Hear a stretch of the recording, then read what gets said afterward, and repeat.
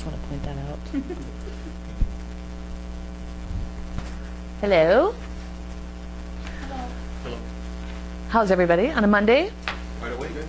So far, so good, right? Good weather, good weekend. Good. Again, my name is Jill Akery, and I work at Assurant Employee Benefits. And my role this morning is not to read this book to you, but it's to give you information on these benefits, show you the information that is available in the book, remind you what the process is for you to enroll in these benefits, and make sure that we cover all questions that you may have. So what we're doing today is we're going through the booklet. Starting next week, a call center will be open, at which time you will need to call in and talk to benefit counselors. The benefit counselors will be available, obviously, to answer any additional questions you have, but they also will walk through an application with you. We do not have an application in this booklet, so all that's in here are the benefit summary and the rates and all the information on the plans. And that's why you'll need to call into the call center next week. The number was in the letter that you all received. Hopefully everybody has that information. I have it here. I can read it to you again if you want to write it down on your book to have it all in one place. But the call center will open starting at 9 o'clock on Monday. So whether you decide to elect one or all the benefits, or you decide you do not want to participate in any of them, you will need to call the call center and walk through an application to refuse coverage or to elect coverage in each case. Does that part make sense? Any questions on that?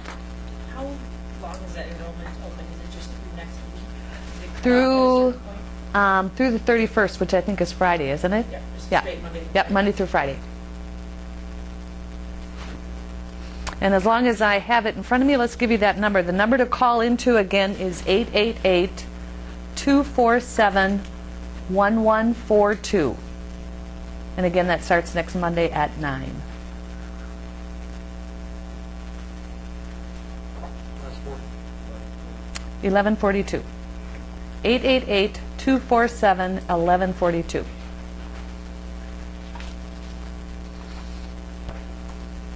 All right, let's just take a look at this book. Again, I'm just going to walk you through what's in here. We're not going to read it together or spend a lot of time unless you have specific questions, then we can spend as much time as you want. But the coverages that are available to you on a voluntary basis, again, are the life insurance, along with an AD&D benefit, a short-term disability, long-term disability, and accident. And what's nice about having this variety of plans is that everyone is at a different point in your life, and the needs and desires or interests that your family has as far as these coverages go may be entirely different than somebody else. So you get to choose the benefits that are appropriate for you and your family members at this time. The other nice piece of it is, as time goes on, if you did not elect to participate in one of the benefits and you do have a change in your life, say you get married or you have a baby and all of a sudden different benefits mean different things to you, there is an annual enrollment that's available for these benefits every year. So you can pick and choose and elect to participate in them as time goes on. So Only one enrollment per year? one enrollment per year.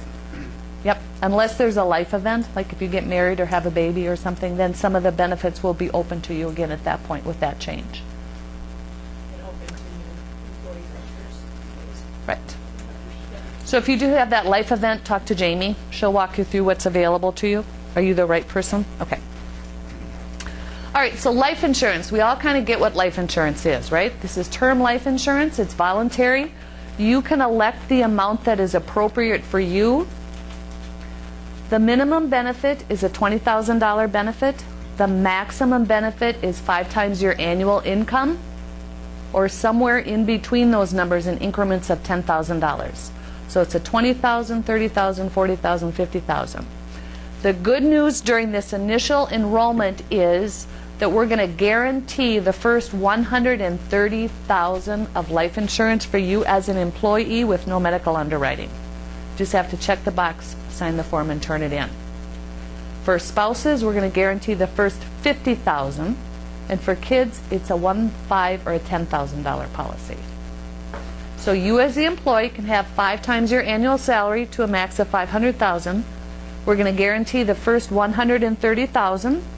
You can buy in increments of $10,000 starting with a minimum of $20,000. So some of you may already have some life insurance and you only need to fill in a little bit. Some of you may have no life insurance and have it on your to-do list that you wanted to pursue something like this. This is an easy way for somebody to get some life insurance or add to their life insurance and not have to go through medical underwriting. So it's important that you take a look at this if that is of interest to you and your family members, and see what the rates are and realize how simple it is. If you do need to get some life insurance, this might be a perfect fit for you. If you buy life insurance for yourself, you can get coverage for spouse and children. Your spouse can have 50% or half of what you elect. So if you elected $100,000, your spouse could have a maximum of 50. If you get 70, they can have a maximum of 35. We're going to guarantee the first $50,000 for a spouse. Anything above that for a spouse or anything over the $130,000 for employee, you will have to do health questions, and we have those in the book. Does that all make sense? I have a quick question on you said 5 times the annual salary or whatever can be up to that. Yep. So I'm guessing each level of that you go up, maybe times the policy, the premium changes. They're age-banded premiums. Okay. So- but with us being like commission and stuff like that, do you guys just take like an average or how does that work? Yeah. Yep. Okay. Over average, 2 years, 3 year Yeah, past average. couple or what? 3. 3. Yep. And for somebody who hasn't worked 3 years yet, we'll look at where they're at this point. Okay. Any other questions on the life insurance? Along with the life is accidental death and dismemberment. What that basically does is doubles the benefit to your beneficiaries if you die as a result of an accident. So if you bought the $100,000 of life insurance and added on the AD&D, your beneficiaries would get $100,000 for the life insurance, and then if your death was a result of an accident, they would get an additional $100 or $100,000 because you died as a result of an accident. And when we take a look at the rates, we can do that in your book right now. They're on page 5. For most people, it does not double your premium in order to get that AD&D added onto your insurance. So as you look at your booklets, everybody should have a yellow highlighted column if you have a personalized booklet. Hopefully you do. That yellow column is your age band column, so it looks different than my book up here. But what I want to point out to you, if you're interested in life insurance only, the top grid is for life only. If you want the life and the AD&D, you're going to want to look at the premiums in the bottom chart. So the top is life only, the bottom is life and AD&D. And these are in monthly increments. So this is a monthly payroll deduction. Now I think you folks get paid, is it twice a month? Or is it bi-weekly? Okay, it's bi-weekly. So it's a little less than half on a bi-weekly basis, but we're just showing you on a monthly basis. And I believe for payroll purposes, like medical, you guys have it, we're going to be taking it out once a month. Oh, okay. So it will be this amount once and then. Got it.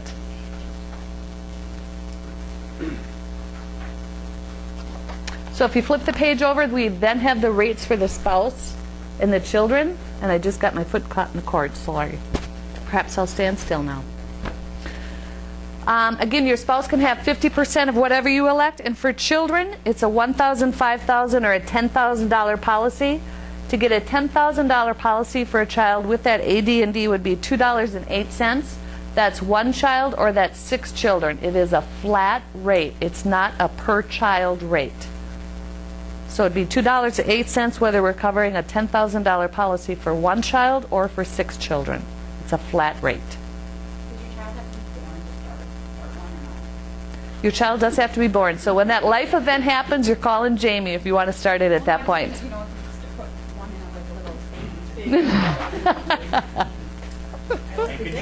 Are they automatically covered then? You have to elect coverage for them. They're not automatically covered. Could you review if it's an accident that's doubled versus if it's... Yep, if you die, if your death is a result of natural causes, then the benefit that's going to be paid to your beneficiaries is simply the amount of the life insurance.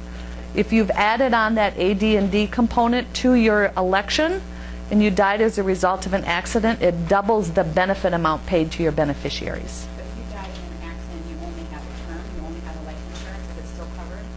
Or no? You have to have the accident policy. You have to have the AD&D added on in order to get the double benefit. You still have the life. But you still have the life available to you. You don't lose it if it was an accident. That is correct. You still have the life payment benefit paid out. Accidents could be car accident, falling off a ladder, Right. Christmas lights, whatever, that's an accidental death versus Right. Okay. Also in here we have a Q&A, a couple things to point out. If you leave employment here, you can take this with you. The life insurance is portable, which means you can continue it for up to age 65, or you can convert it to an individual plan. When you do a conversion, the rates will change because you're going from a group policy to an individual plan. But for somebody who may have a hard time qualifying for a life insurance policy due to medical conditions, it at least affords an opportunity to take a look at a policy. But if you're leaving employment here and you're going to a new job, your benefits don't kick in for a while, or they don't have a life insurance policy, this is available to you to port till age 65. you said it goes to an individual death? If you convert it, at the end of the portability, you have the ability to convert it too, or you can just simply convert it when you leave here. You don't have to port it, you can convert it, you can do either one. Clear as mud, right?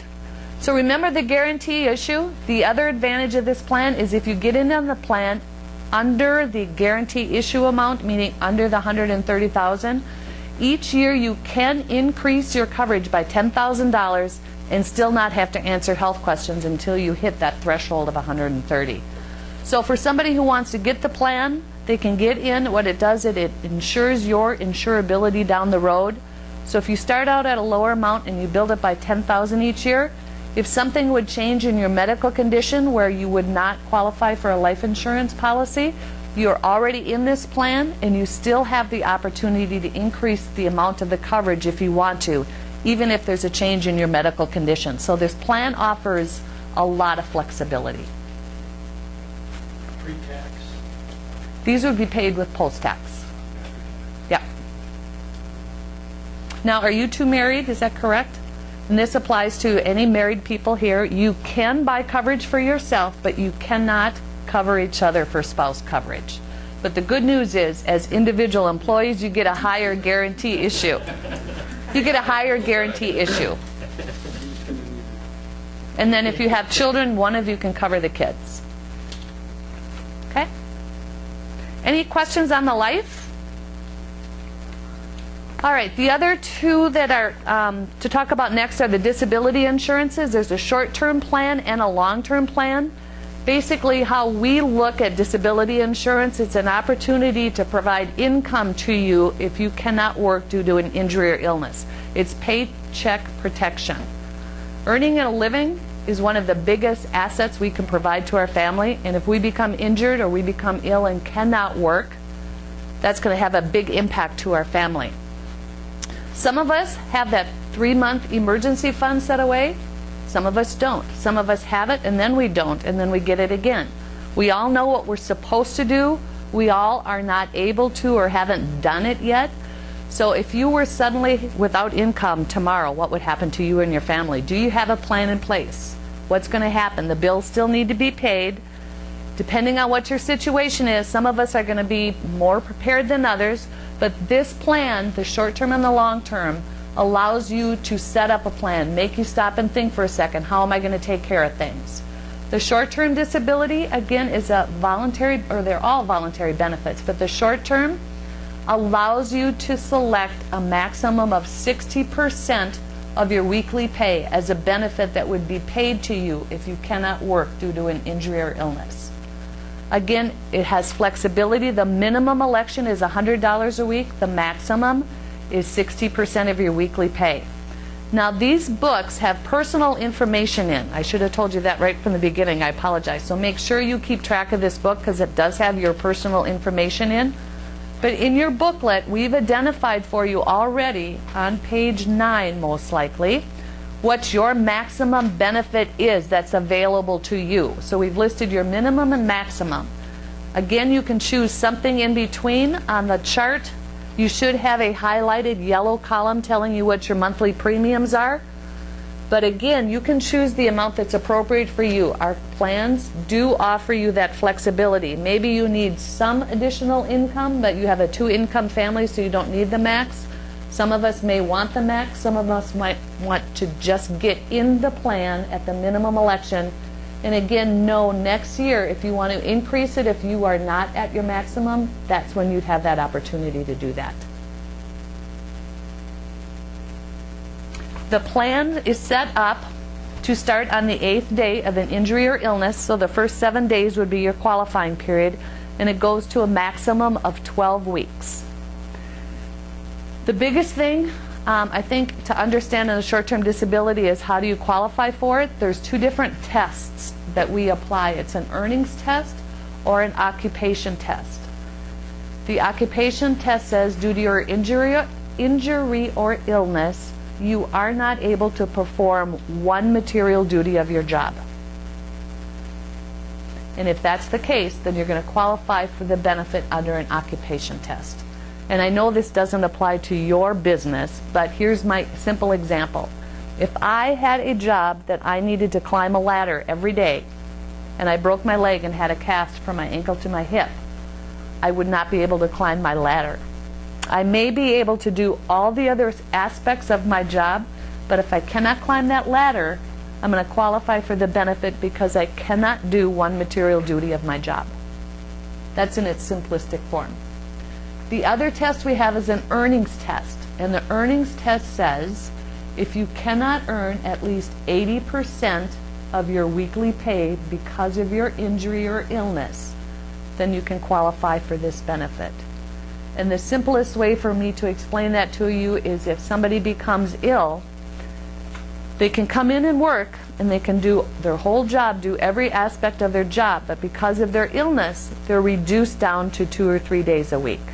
So they have reduced hours, but when they're here, they can do their job. In that case, if that reduced earnings or reduced hours has them below 80% of what they were working and earning on their pre-disability, then they're going to qualify for the benefit under the earnings test. So what all that means to you is that employees have a greater opportunity to qualify for this benefit because they only have to meet one of those two tests. You don't have to meet the definition of both of those in order to qualify for a benefit. What's the review period? Someone gets sick, gets in a car accident or something, how long does it take for the company to go the process? Well, it depends on what the situation is and how much information is supplied to us at the time a claim comes in. A lot of times we may have to go back for medical information depending on what the disability is. If it's a birth, you know, that's a pretty cut and dry. Well, if it's a car accident, then a coma, there's a hard time getting Well, no, I don't. Not collecting the paperwork, but perhaps getting all the medical records, but we will certainly reply to somebody. We reply to a claim within 7 days to give you a status of where we're at on that 7 days. And then we are required, I believe it's every 10 days after that to provide a status or an estimated payment at that point. So, does that make sense in short term? So again, 60% is your maximum. You can elect an amount that's appropriate for you. The minimum election is $100. Again, next year at this time, if you're not at your max, you can increase it. I have another question. Mm-hmm. How does it work for payment? Do you send a check to a person, or do you automatically deposit it to an option? We send out checks. Well, if someone's in a car accident and they're unable to cash checks, how do they do that? You can't just give that check to someone else unless you're married. Right. And you know what? I don't know the answer to that. I can talk to our claims people and certainly find I out. was thinking worst case scenario because I Yeah. saw a lot. Yep. I can certainly find that out for you. Will you write that down? Okay. Any other questions on disability? Now there is a pre-X on both the long-term and the short-term. What the pre-X says is if you go out on a disability, we're going to look 6 months back from the date that this coverage goes into effect. And is this a 9/1 or 10/1? 9/1 effective date or 10/1? I can't remember. 10/1, isn't it? Okay. So we're going to look back 6 months from 10/1 and say, have you been treated for, have you seen, have you taken medication for this disability that you are applying for? If you have seen someone taken medication or have been treated for it, then it's going to be considered a pre-existing condition. and you most likely are not going to be eligible for a benefit. Once you have been on the plan for 12 months, there is no pre-existing condition. And a lot of times what people will say to me is, well, then what's the point? If I'm not going to get a benefit, why am I going to sign up? And my response is, what you want to look at is this as a whole.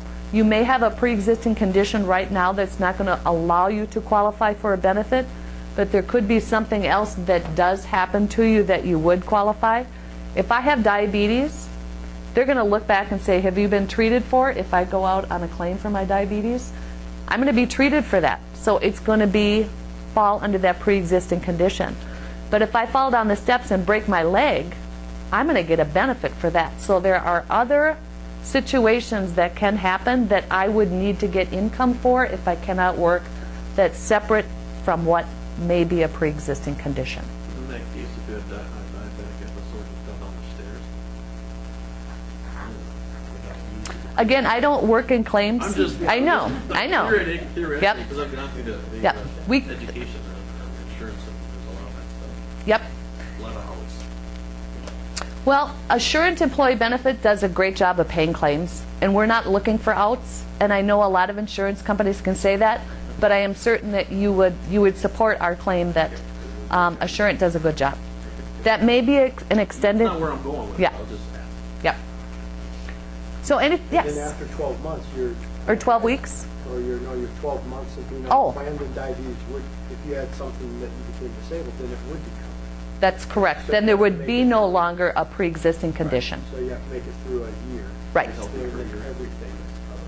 That's exactly right. And the reason they do that is other people who buy insurance just for the year and not for the long term. But, that's why they do it. It's also at one change a year. Right, exactly. So if you were just jumping off, or it's so scary that I want an accident policy, I'm going to buy it for you, it's the profit. Right. So, or I know You're onto it. I know it's to buy insurance. So, Somebody sent him the memo. yes. All right, the next one is the long term. Long term kicks in on the 90th day. So if you go out on disability and you have the short term, at the end of your 12-week period with your short term, if you are still not able to work and you have the long term, you have purchased a long term, the long term will automatically kick in, assuming you are still considered disabled, and that benefit would be available to you. So some people may need help in the short term. Some people may think they're okay for 3 months, but if they're out of work for more than 3 months, the long term is going to be a benefit that's going to be more advantageous for them. So you everybody gets that choice to take a look at your life situation and see where you may need the most assistance. So the long term, again, is a way for you to give income protection or provide income to you and your family if you cannot work. We have a rate table on page 13. Again, it starts after 90 days, and it's based on 60% of your monthly pay is the maximum election that you can get.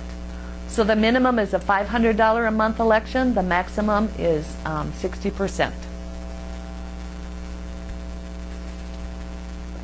So disability insurance is something that I think is easy to sometimes pass over.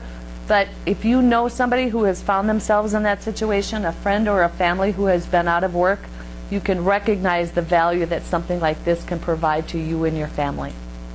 So we want you to make sure you understand what you can get out of this, how this can help you, what the flexibilities of the plans are so that you make an informed decision, and to know that these plans, again, would be available to you a year from now if something does change and you have different priorities moving forward.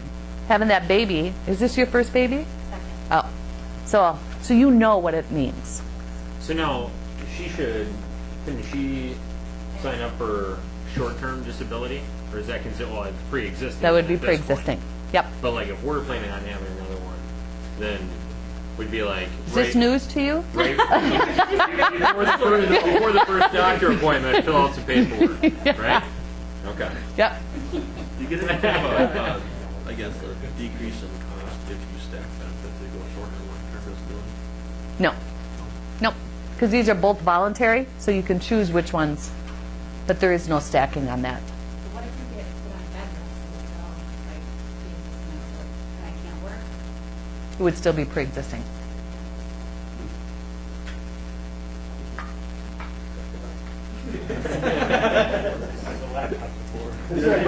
How hard is this? You don't mind to wait. He'll learn about the water bed. Are your fingers broken? We'll make your sales calls. You notice it's all the men making those comments? Yeah, okay. Just as long as we're clear on that. Yes, These are paid with that after-tax dollars, right? that is correct. And the reason you do that is you will get 60% of your pre-disability income to the maximum, but you're not going to pay taxes on it. Right. So if you elect Pay of a, tax on the premium, but you pay after-tax. On the premiums, your benefit is not taxable. so if you elect a, 60% go, ooh, Yep. realize you don't pay tax. so whatever benefit dollar amount you elect, that is what you will get. There'll be no taxes out of that. Good point, thank you. So disability, any questions on either one of those? All right, the last one in the booklet is accident insurance. Accident insurance is a benefit that's available to you. It's going to pay you fixed dollars amount for situations in which you find yourself that are related to an accident. If you have an accident, whatever that is, and you end up at the hospital, you have to go to the emergency room, you need an ambulance ride, things like that, and we'll take a look at the schedule in just a minute. This benefit will pay you a fixed dollar amount no matter what other benefits you have, your health insurance or something else. This insurance pays on top of any other coverages you may have. So if you have a great health insurance policy and you don't have a lot of out-of-pocket exposure, you're going to get paid. If you have a high deductible plan and your deductible has to be met by you and it's a high deductible, this is going to help you towards that. So there's nothing that's going to offset these dollar amounts. So it's a nice plan. A lot of people who tell me they have little kids and they know people in the emergency room by first name, they like this plan. They take a look at this plan because they know what their out-of-pocket costs are, and this is something that can help them with that. I just cashed in on one of these for, I had a policy with Colonial Life. Yep. And like my wife had gotten pneumonia and was in the hospitalized for like 4 days, so we got like $100 a day on that. And then my son was hospitalized and we got like another $400 or something like that for that. Yep. So it doesn't matter what other With coverage. a deductible, that's nice, you know, when you're gonna pay that, and then a little extra comes. Yep. So take a look at page 16. We've listed some examples, and then we have the benefit schedule on page 17. So if somebody had a broken leg and they went to the emergency room, they had to ride in the ambulance, they were initially hospitalized, they had additional day in the hospital, they needed crutches, physical therapy, there is a payout there that's set on those fixed dollars amounts that somebody could collect in a situation like that. So if you ride in an ambulance, ground ambulance, we're going to pay you a flat $200. Now, an ambulance ride is not going to be $200, but that just is a flat fee that goes towards those costs. It's going to help you bring down your out-of-pocket exposure. And if you have a great health plan and you don't have a lot of out-of-pocket exposure, it's additional monies that are paid directly to you for you to use on anything you want to. If you don't have any out-of-pocket exposure that you're trying to cover, then it's extra money in your pocket. Because you most likely will have other expenses because of an accident.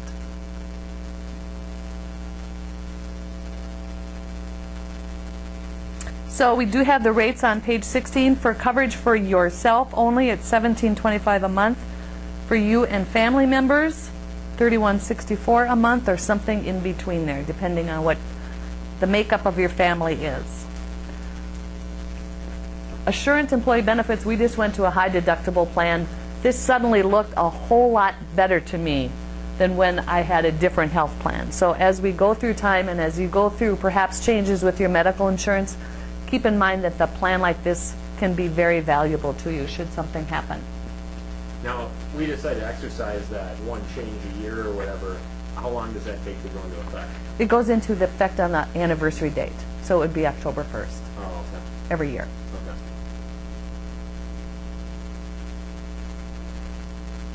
Along with this, there is a wellness benefit that's paid out. It's on page 16, and what the wellness benefit is a $50 per benefit year for exams that we're supposed to have done anyway. When we reach certain milestones in our life, certain things are supposed to be experienced by us, by the medical profession.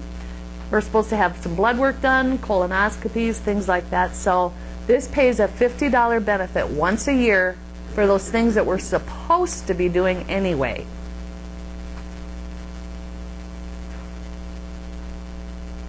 So I don't know if that'll spur you on to go get those things done or not, but if you're already doing them, take advantage and get the additional $50 benefit. Any questions on that?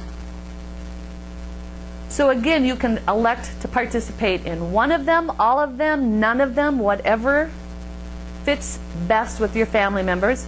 If you waive coverage on them at this point, it'll be a year from now that you will be eligible to sign up again, unless there's a life event, and then you will have advantage to sign up for some of them with that life event. What is the max for a new employee does come on, they get through their 60 days? Do they have just a week? Do they have 31 days they have 31 days from their 60 from when days? they become eligible. Okay. That's 60 from the start date or 60 calendar days from the first of the month after the start date. Say you start the 15th. Is it 60 days from September 1st or 60 days from the start date? You have a 45-day or a 60-day window. 60. Okay, so you have to work here 60 days before you're eligible for benefits, correct? And then is it first of the month following that, or is it immediately that they're eligible? Our other benefits is after the calendar. Yeah. month. So if We you start the from month, when you end that qualifying period, or that service requirement. Once you, things are regular. right. Then it's, we need to make that clear. This is for managers too, because they ensure employees are aware about 31 days. Because if you start at, say, the 5th, it goes until the 1st of the next month, then 60 days, rather than 60 days from employee start date.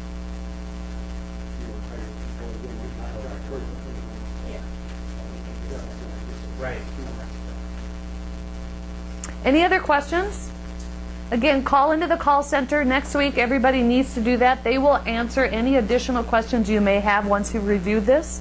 Otherwise, let Jamie know, and she can let RJ Ama know, or let us know, and we'll be happy to help you as you work through this and figure out what's important to you and make sure that you make the decisions that you need.